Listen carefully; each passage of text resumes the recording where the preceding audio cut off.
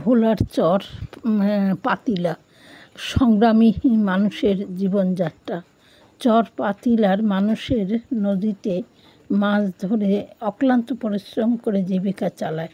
এখানকার মাঝি এক হাতে বৈঠা বেয়ে অন্য হাতে গামছা দিয়ে মশা তাড়ান। জেলে ভাইরা এখানে সুন্দর বনের মতো শ্বাসমূল গড়ান গেওয়া। এখানে সব সময় বৃষ্টি হয়, যখন তখন বৃষ্টি। নদী প্রবল ঢেউ যেন নৌকাকে ঠেলে পাড়ে তুলে দেয়।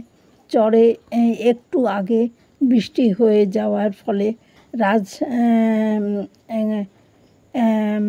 আনন্দে চলাফেরা করে, মনের আনন্দে রাজহাঁস মনের আনন্দে চলাফেরা করে।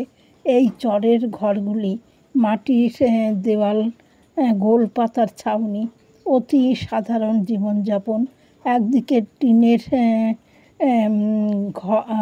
খুব সুন্দর ডিজাইন করা বাসা। শীতকালে ধাপ ভিত্তিক চাষ। এদের কাছে